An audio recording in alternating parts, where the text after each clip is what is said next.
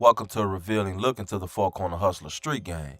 Founded in the heart of Chicago in the 1960s, this notorious gang has dominated the city streets for decades.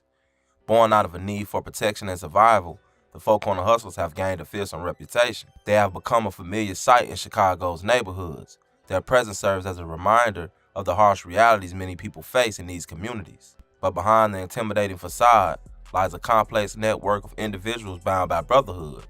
Loyalty is at the core of the Four Corner Hustlers code. They support each other through thick and thin, providing a sense of belonging that some may otherwise struggle to find. However, their journey hasn't been without controversy. The Four Corner Hustlers have been involved in drug distribution, violence, and other criminal activities. Their influence stretches far beyond Chicago, with branches operating in different states. Yet, there is also another side to this story. Many individuals within the Four Corner Hustlers are fighting to break the cycle of violence and create positive change in their communities. Through mentorship programs and community outreach, they strive to lift others up, offering a glimpse of hope amidst the darkness. While the Four Corner Hustlers' reputation precedes them, it's important to remember that they are a product of their environment. Understanding the root causes of gang activity is crucial in finding effective solutions. Join us as we delve into the complexities and realities of the Four Corner Hustler street gang.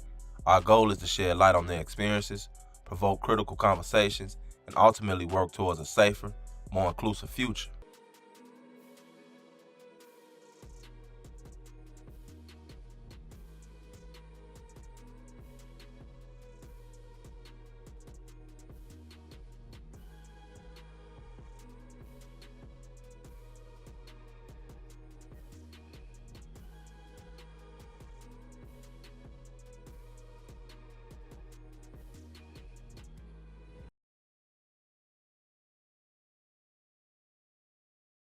I also moved to 148th and Sealy. So when I moved to 148th and Sealy, that's when I stayed back around Walter Wheat.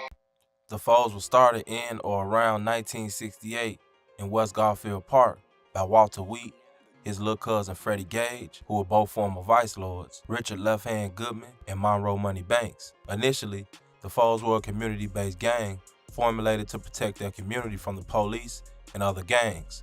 Certain laws were set in place and were honored for a time in order to keep things organized. Laws like everyone within the nation of peoples will keep a code of silence and keep laws and conversations within the nation circle. Everyone within the nation of peoples will not be involved in any homosexual act or ties, mentally or physically. No exceptions.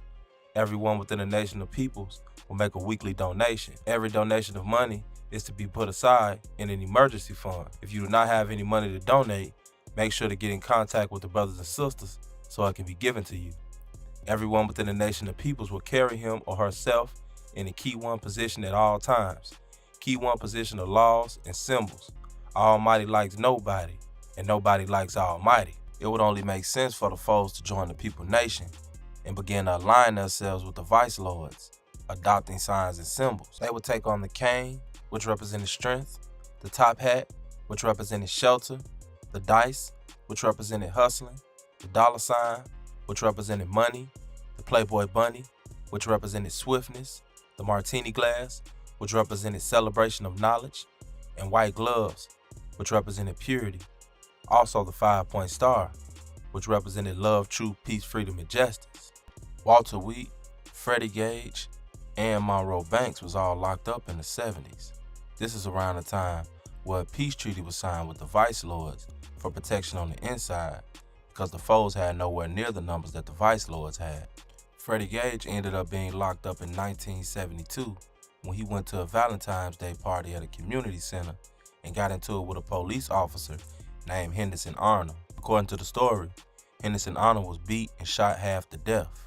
Freddie Gage ended up receiving 10 years behind this for attempted murder on a police officer.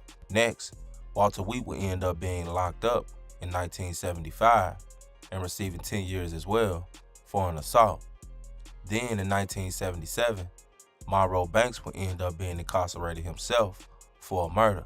He would receive a 30-year sentence. In 1983, Freddie Gage would end up dying when his system was poisoned after drinking some bad prison whiskey only a day before getting out of prison.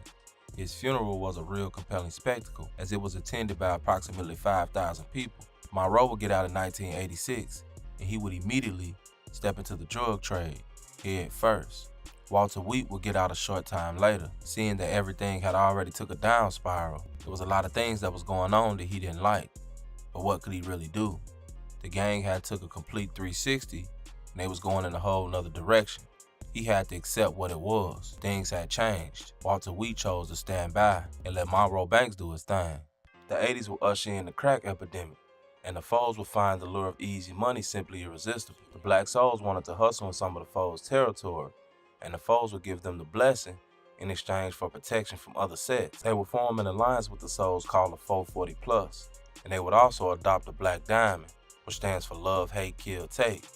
This was also a way of separating the foes from the vice lord. With the old ways slowly disappearing, some members began to become more ambitious, and this would begin to create turmoil within the organization. Monroe Banks was beginning to take the foes in a different direction. Him and his right hand, Hadari Joe, started getting more and more relentless in their dealings. Legend has it that Monroe Banks was a lot more violent than Walter Wheat and Freddie Gage, and now that he had the seat, anybody that opposed his word or got in his way would end up being exterminated. In 1992, money would end up being taken out.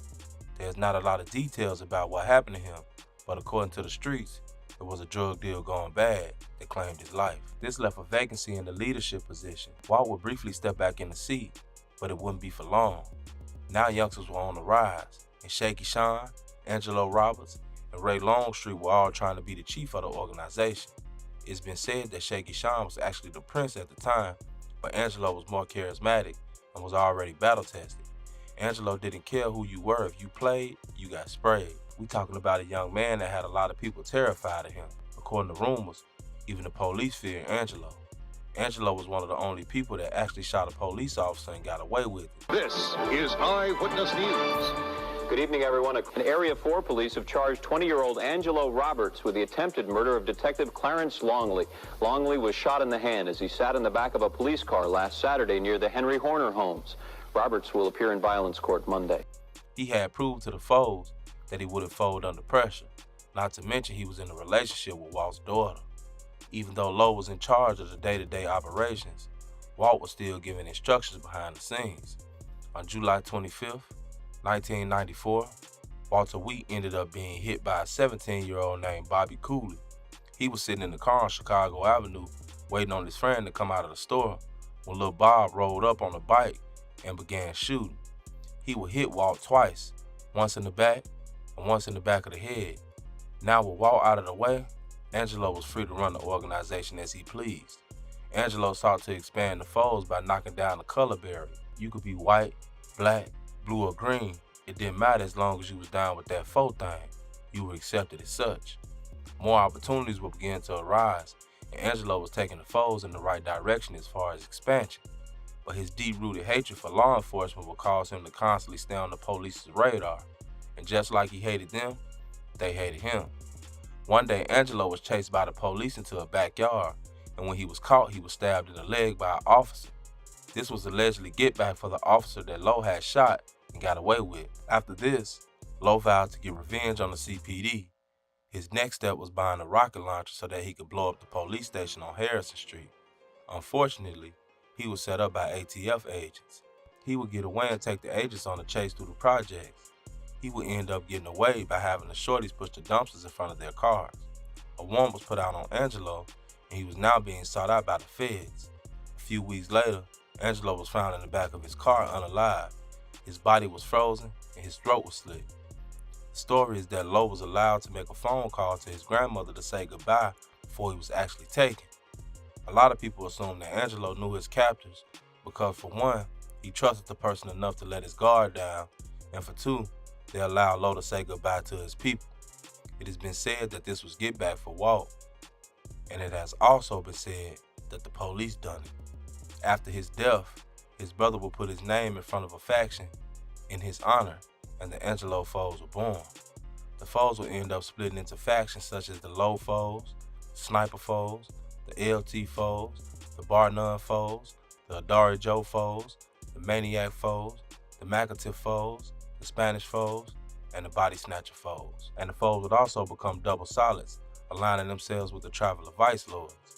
Ray Strawberry Longstreet would end up taking over the organization, and held it down until he was incarcerated in 2007.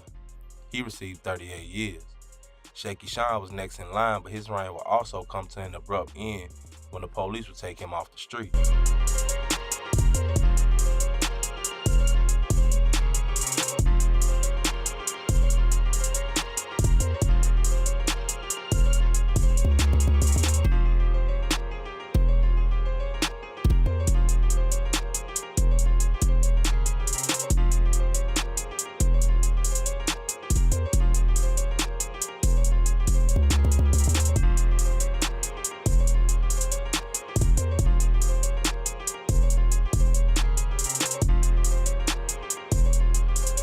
Make sure that y'all like, share, and hit that subscribe button. It's your boy, SNTV.